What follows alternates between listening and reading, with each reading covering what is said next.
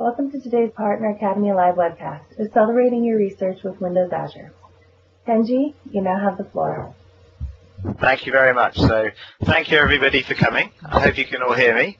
Let us know if you can't. So I'm Kenji Takeda. I'm in Microsoft Research Connections team based here in Cambridge in the UK. And our team is actually working with the research community to look at how cloud computing can help you with your research. We have a social media stream, so hashtag Azure Research and handle at Azure for Research. So do get onto Twitter and tell your friends what's happening here. So what I want to do is talk about. I'm just going to grab control here. I want to talk about how cloud computing can be used and why you might want to consider it for your own research. So there's a lot of talk about cloud computing, and Microsoft's platform is called Windows Azure, and that's what we'll be talking about today. So we will talk about Azure specifically, but we're going to actually talk about cloud computing in a more sort of broader sense in terms of how it's applicable to your research. So it's great to have so many of you here. So to start out, really, if we think about sort of research and scientific discovery, it's gone through several phases, from experiment to theory and mathematical equations through to computation. And I don't know how many of you are sort of high-performance computing, supercomputing people, but that's my background. My background is actually in aerospace engineering and doing computational fluid dynamics.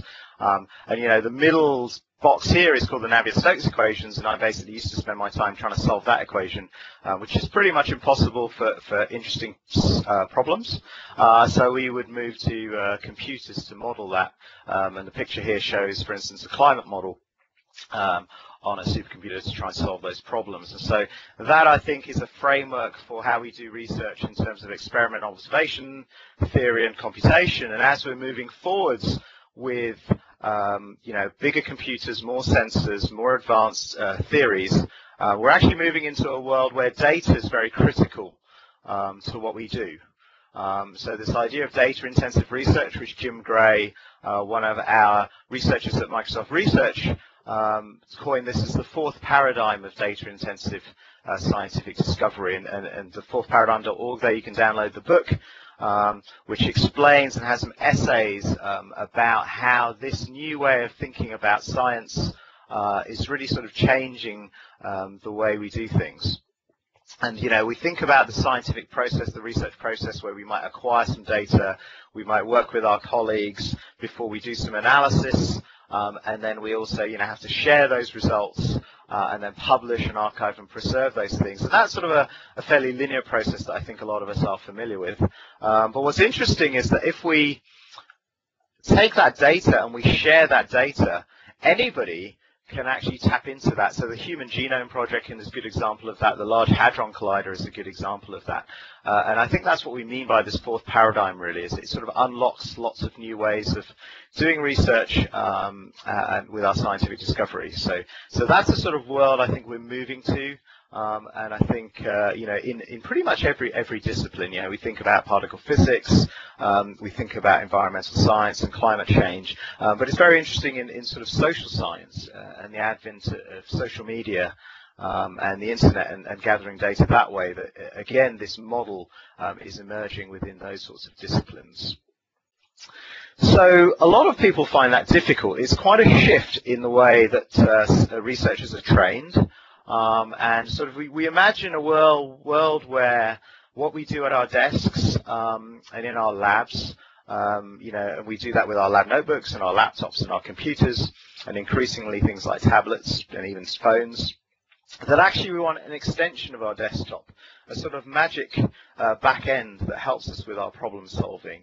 Some examples of, a spreadsheet, for instance, that would just allow us to run genomic analysis on hundreds of servers, the ability to write a simple script in, for instance, sort of Python or MATLAB, and that it would just automatically go and run analytics across thousands of images, whether they're MRI or X-ray images from a CT machine, or actually pulling data from remote instruments. And you can see in the top right corner here actually an ocean observatory off the Pacific Northwest, where again, they have on the seabed high definition cameras and sensors, and pulling that and analyzing that from the desktop. And so this is a sort of nirvana really for scientists and research.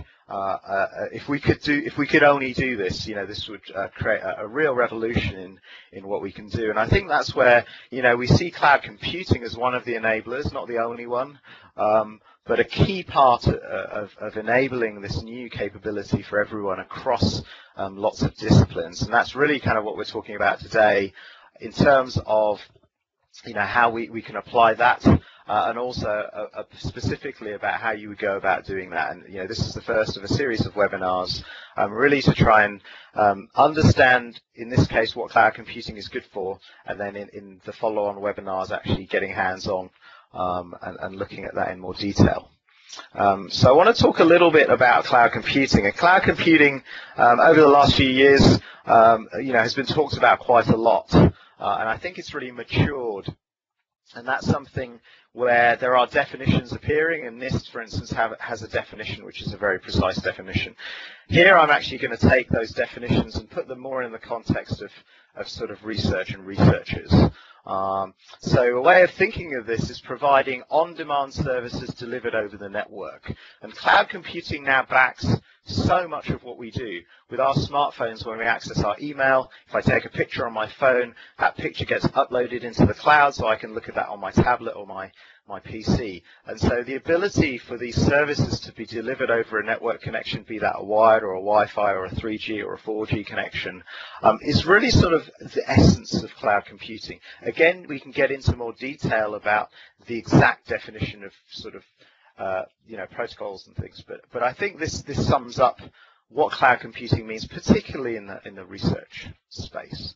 So do IM your questions in, and I'm happy to sort of take questions as we go along, so that it's in context here. So do feel free to chip in.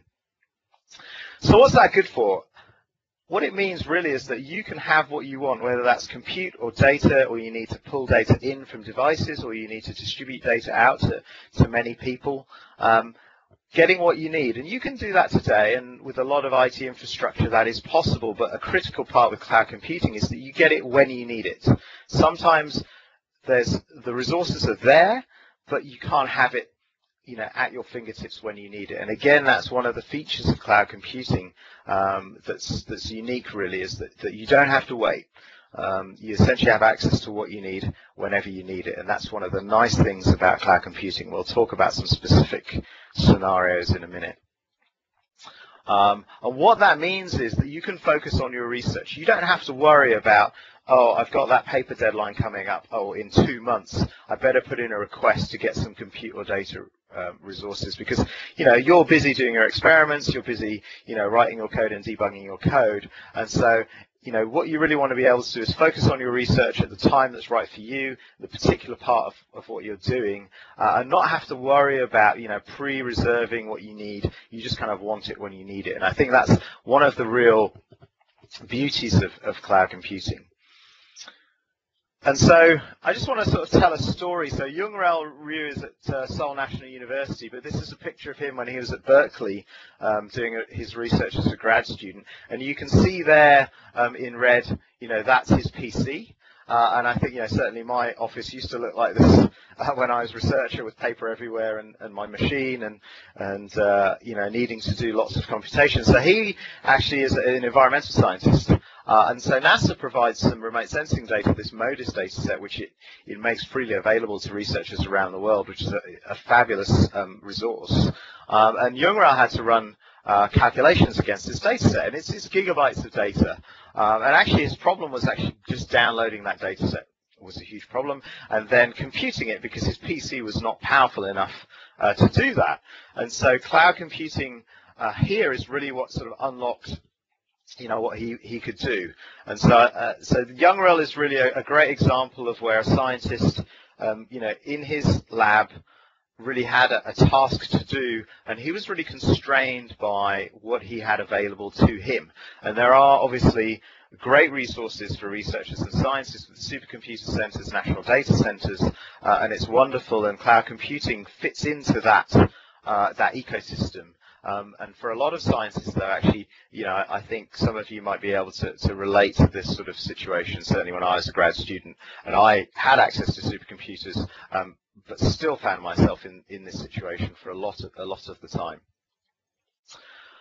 So cloud computing makes a difference because it allows you to go beyond your PC or laptop. So again, earlier we talked about that sort of nirvana of having access to compute and data, and this is cloud computing is one way of doing that. And again, this on-demand, not having to wait in a queue, not having to submit your job, wait for a day before it runs, find out that actually it couldn't get the license it needed, or it crashed and it core dumped, and having to wait another day. You can just keep iterating and submit the job, it fails, submit the job again, debug, and get to the answers.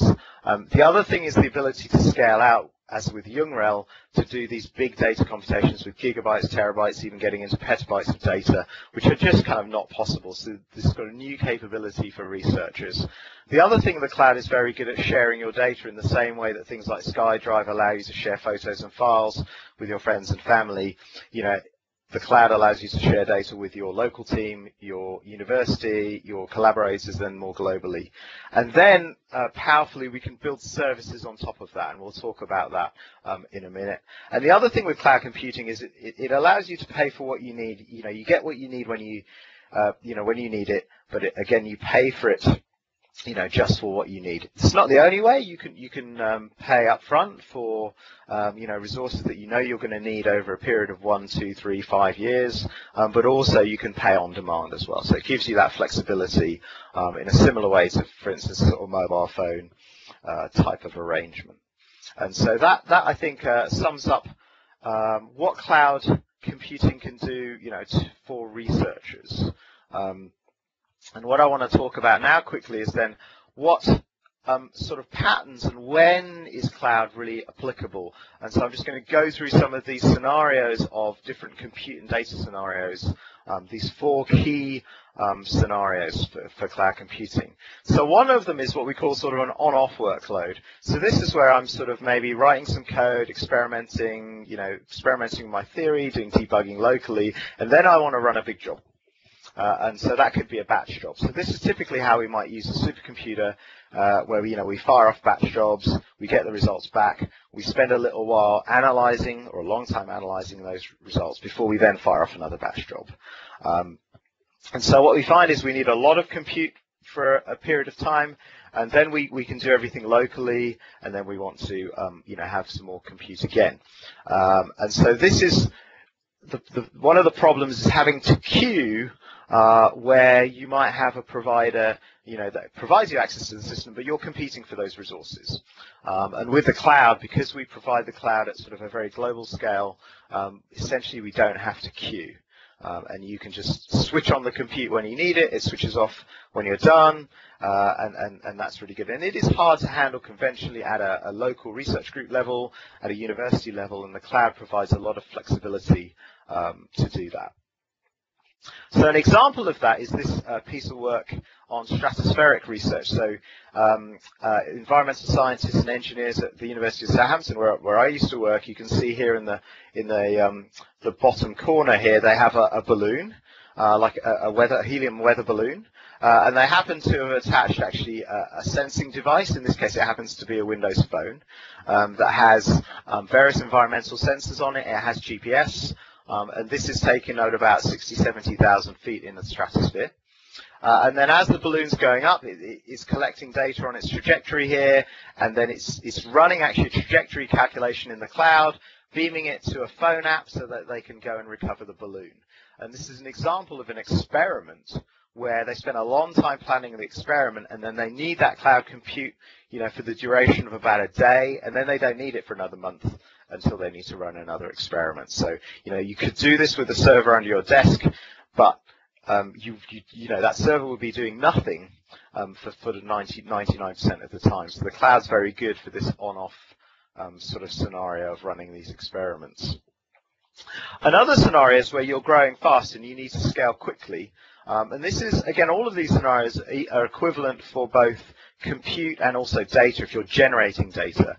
And it's quite difficult for providers, again, for a university level or even at national level or a research group level to provision hardware fast enough to do this. Because often there are lead times, you don't know how quickly you're going to scale. And this is where the cloud's very good. I can provision 100 servers. Literally, if I started provisioning some servers now, by the end of the webinar, I could have 100 or 1,000 servers up and running. If I had to do that and actually provision hardware, that could take days, weeks, or months to do that. And so the ability to ramp up quickly is fantastic with cloud computing. And so an example of that is with some of our researchers in Microsoft Research under David Heckerman, who looked at analyzing some genomic data. This is a very large data set, which is actually on what we call our Azure Marketplace. They have an algorithm called FastLMM, which allows them to do what's called genome-wide association studies. This is interesting because this FastLMM is actually a linear algorithm where the previous state of the art is order n squared, order n cubed in memory and compute. So the algorithm means that they can do much bigger computations. But combining that with 27,000 cores on Windows Azure, it meant they could do 1,000 compute years of work in about 2 weeks. And so, again, it shows the power of the cloud when they spent a long time developing the algorithms, but when they needed it, they could burst out onto thousands of cores, run those results, and then, ultimately publish those results, and again, go around that loop again. So it's a good example where they needed a massive amount of compute, 27,000 cores. There are bigger machines in the world, but the ability to spin those up when you need them, is hugely valuable. So that's an example then of scaling out those computations. Another pattern is this unpredictable burst. You're doing some work, and all of a sudden you need some compute. You didn't know you needed it, but all of a sudden you need it. And one of those things is paper deadlines. You're working on your paper. You get to Friday. You've debugged everything. You think, oh, actually, I need just 100 machines for a day to hit my deadline Sunday night. The IT department's closed. You might have to queue for more than a day. When you queue, you don't know if you're going to get what you need. With the cloud, you can log in, fire up the machines, run your computations, write up the results, submit your paper to meet your deadline. This is, again, shows the power of the cloud where, we don't always know what's around the corner, or even if we know that paper deadline is there, we're often doing things right up to the last minute. And so the ability to spin things up in the cloud is very, very valuable. And so this, again, I think, certainly when I was a researcher, this sort of mode of operation was not unusual for my group and other groups within the university. And so one example here actually is weather forecasting as a service, where we've built and we've taken some NOAA weather forecasting code, one of the open weather forecasting codes, deployed it onto the cloud, so you can literally click on the map and run on demand a weather forecast. So here you can see some weather forecasts. When you click on the map, you can run a simulation, and it will go and run on the cloud, and you can then browse your results through the web browser. So weather forecasting on demand through a web browser, back-ended by the cloud. And again, you can run hundreds of these simulations at a time because the cloud just scales out. So again, it's an example of this unpredictable burst. And sometimes we have predictable characteristics. So we know when we need the capacity. This could be daily, it could be weekly, it could be when we run an experiment and we know the experiment runs for a couple of hours and we need to do some processing, then we do the acquisition for a couple of hours. So this sort of periodic behavior is very hard to accommodate if you're trying to provide this type of compute or data infrastructure. But the cloud allows us to sort of match our resources with what we need. And an example there is it was space junk simulation, where it's a real problem. So Sandra Bullock and George Clooney have discovered this with the film Gravity. In the film Gravity, you'll see this, that space debris, junk orbiting around the Earth is a real problem. But what happens actually is that NASA publishes twice a day their essentially radar returns for all the space debris that's currently orbiting. And so, again, my team at Southampton, when I was there, built this pipeline on Azure that twice a day it takes in the data, and then processes it through Azure, and then pushes it out into visualization into a tool called Worldwide Telescope that we've developed at Microsoft Research. So again, this happens twice a day. So twice a day we ingest the data, we spin up hundreds of cores, run those cores for a couple of hours, they spin down, and then we do that again after 12 hours. So the ability to spin up lots of compute, run a bunch of Monte Carlo simulations, spin them down again, and do that twice a day, again, is a really good scenario for cloud computing. So those are sort of 4 of the key scenarios, I think, that show you this ability to scale with burst, sustainable scalability, and again, sharing data through the cloud to allow us to collaborate. And again, if there are multiple teams that all want to share the same data, putting it in the cloud is a good place for everybody to do that. And it means we don't have to have multiple copies because the cloud actually does that anyway. And we get this economy of scale, and we can do sort of pay as you go. So that hopefully explains a little bit about what cloud computing can do for research. So this webinar is part of our program at Microsoft Research, which we call Windows Azure for Research, where we're trying to, again, work with you in the community to figure out where cloud computing could help you. And we've been running some training courses around the world. So we've been in Switzerland and France recently. We've been in Korea. We've been in China. We're going around the world. And if you go to the website azureforresearch.com, you'll see our training course program. You can actually email us and say, hey, we'd really love to host a course for you. Can you come talk to us? And also we have an Azure Research Awards program where we are giving out chunks of Azure resources in terms of compute and data for people to work for 12 months on, good-sized projects to allow them to prototype and develop on Azure. And we'll talk about that a bit more towards the end. We've also very recently published, just this week, some technical white papers. A lot of the things I'll talk about here today, if you go to the website, you'll see half a dozen white papers that go into much more detail and walk you through a lot of the things that I'm talking today. And then research community engagements on LinkedIn. We have a group which I hope some of you heard about this through the LinkedIn group, and then on Twitter as well, sort of that conversation on Twitter that we're having as well. So please do join in with all of those things.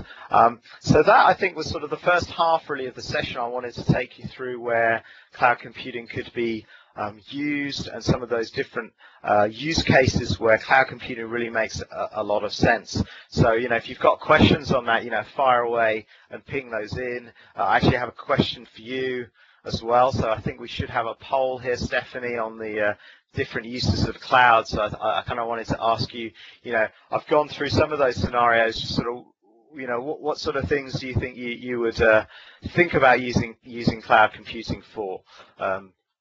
And so, dive in there, and again, dive in with any questions on that. But I think you can see, and again, after this section, we'll go through Windows Azure in a bit more detail, because it's not just about storage and compute. There's lots and lots of other scenarios here as well. So yeah, do vote, and again, if you're not sure, that's fine. Hopefully by the end of this webinar, you'll have a better idea. But I think, cloud computing can be used in lots of different ways. And I think one of the things that a part of our Azure for Research program is giving you the ability to explore with Windows Azure, so that you can, discover for yourselves how you can use the cloud. So I want to talk, not for too long, but just to give you a bit of a flavor for what Windows Azure is. And, there are other cloud computing platforms out there. Microsoft has probably one of 3 what we would call global public clouds, where we have data centers, and these data centers are large. They're the size of sort of 10 football fields, and we have millions of servers across the globe. In Europe here, in the US, over here, we're just opening up in China. So we have our big data centers here in blue, and then have what are called edge data centers, which get us closer to some of our users. And this is all connected via our own private network, so that we can guarantee the connections between the data centers, and that's very important in terms of allowing resilience and sharing of data. And because we operate at this scale, we can do a lot of our own R&D. And so, when we think about servers and data centers, we think about racks of servers, and I think most people would be familiar with the sort of racks of servers. Most universities and research orgs would probably, this is how you would deploy, tens or hundreds of servers.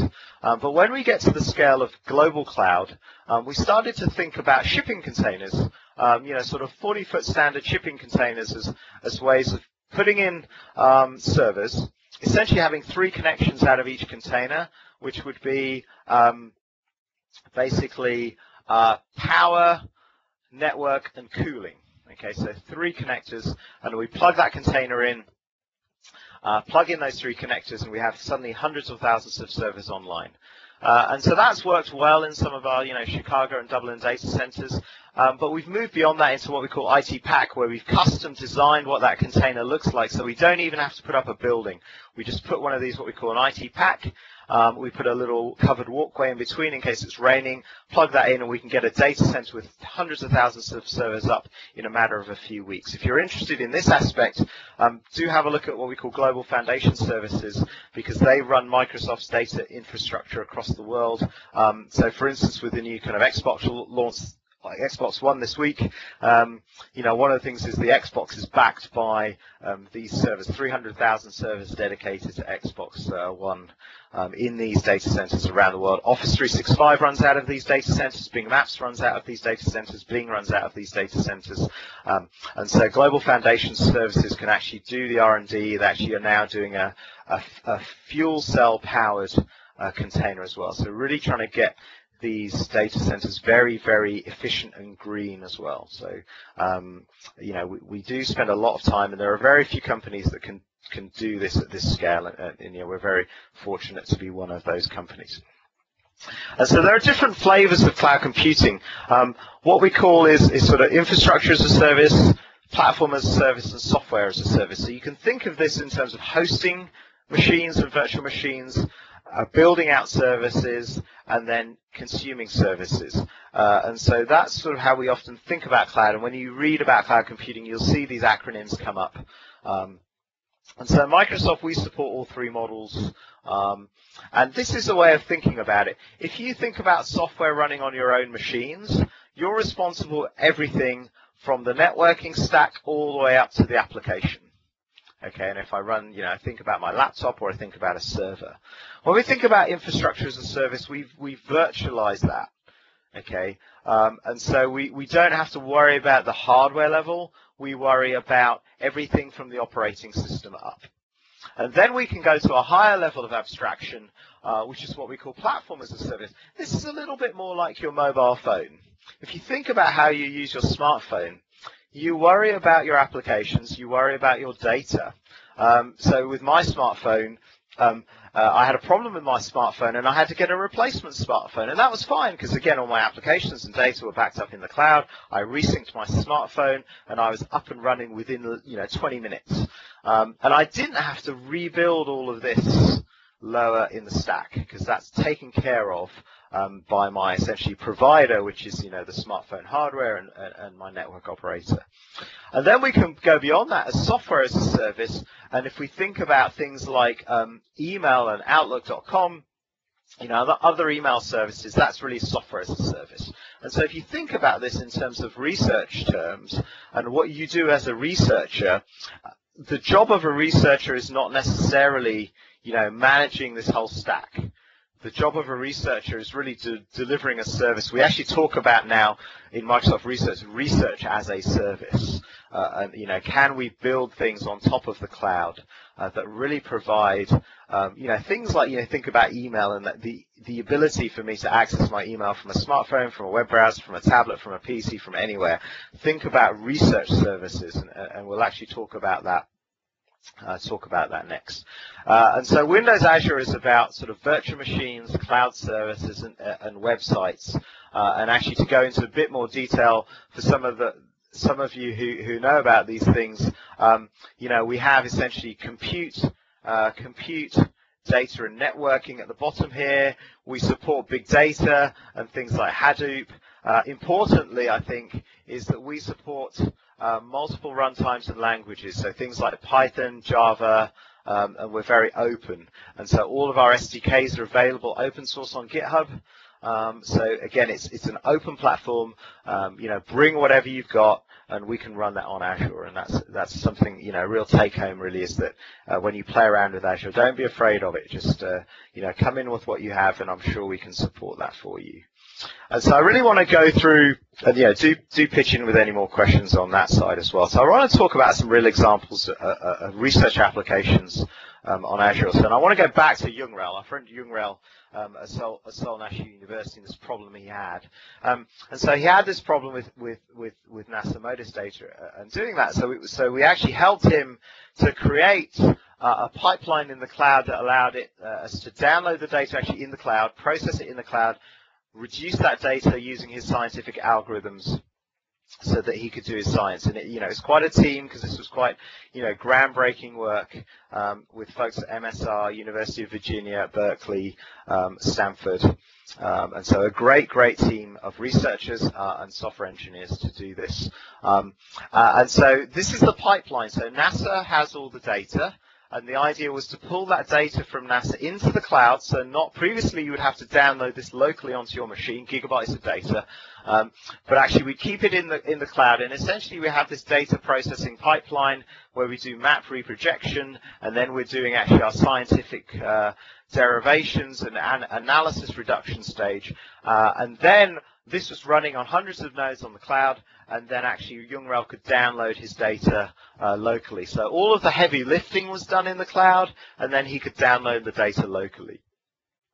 So we extended this project just this year with a tool called FetchClimate, which we've developed here in Microsoft Research, actually in the Cambridge lab here, which is a cloud-based service where we host tens of terabytes of data on the back end, and you can actually query that data using this Bing Maps interface. And I can draw a box and say, okay, draw a box, show me the temperature in Africa, between 1990 and 2000, fetch. And so this is a tool we've been developing to make it much easier to get climate data, climate information from lots of what are otherwise freely available data sets anyway, but they're often locked away behind portals which non-experts find it difficult to use. And what we did is we've worked with Youngrel now to take his Azure processing pipeline, and rather than have Youngrel download those results to his local machine, where only he can benefit from that, we push it into our FetchClimate system so that any researcher around the world can benefit from that work that Youngrel's been doing. So very much what we call sort of Science 2.0.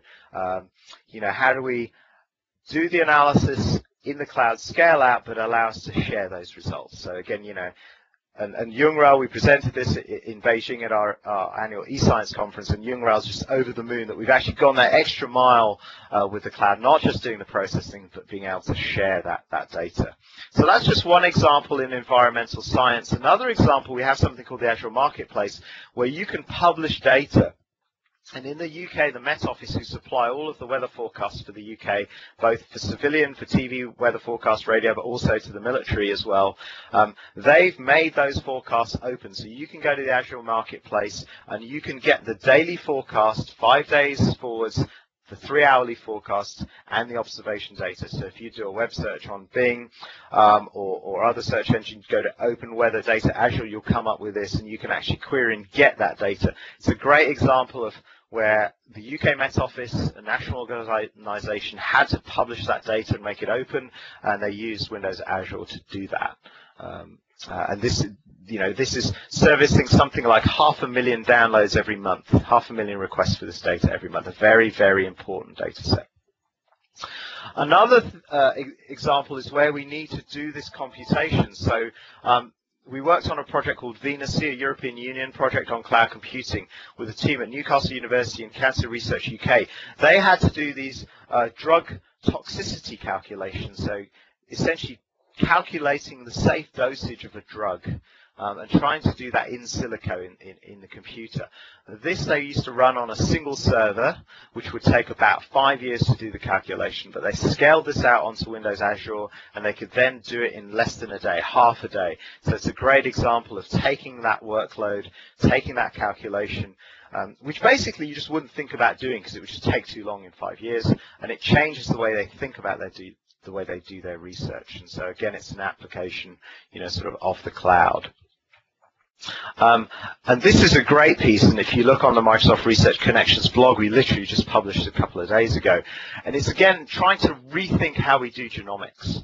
And it's a way of using the cloud to run queries against this data. So what they've created, the team at UCSD and MSR have created what they call GQL, Genomic Query Language. So like SQL, but for genomes. And they're using Azure to be able to run those queries super fast so that then researchers can either run their computations in Azure or download the results of those queries, accessing, sort of, around 100 gigabytes of data, but just making it so much easier for researchers to do that. And again, the cloud is a platform for that. So this is hot off the press just this week. In fact, the paper on this is available on the Microsoft Research website. Another example is a tool we call Biomodel Analyzer. And so this is actually a model of cells here. So this could be actually a layer of skin. And Biomodel Analyzer allows us to run analysis that shows whether cells essentially will reach equilibrium or not. And this is key, for example, at looking at things like skin cancer. And so this is actually about using formal methods that we use in programming languages, but applying it in the biomedical domain. But what's interesting here is you see a web browser, but all of these computations are running in Azure. Again, so it's a very nice interface, very much this idea of devices and services, but pushing out into the cloud. So building out those services can take some time, and again, our training courses and technical papers are trying to help you do that. But a very quick way of getting onto the cloud is if you have a virtual machine, and those can be Windows or they can be Linux. We have something called VM Depot, where you can put your Linux virtual machines. And we work with the community, for instance, to put the BioLinux virtual machine, which is very widely used in the bioinformatics community, onto Azure. And then other machines we've put up there. So CCAN is an open source, open data portal used by a lot of open government data projects, but also being used increasingly by universities for their research data portals. Again, you can deploy that onto Azure just with a few mouse clicks. Otherwise you would have to spin up, go and buy some servers or spin those up virtually, locally and get those up. But literally through the management portal with a few mouse clicks, you can spin up these virtual machines. And we've just published actually one that we use on our training, which is what we call our data science core, which is IPython, NumPy, SciPy, scikit-learn with machine learning, PyTables as a Linux VM, again, that you can spin up very quickly. And so those are some things, if you just go to VM Depot, you can get up and running very, very quickly on Windows Azure.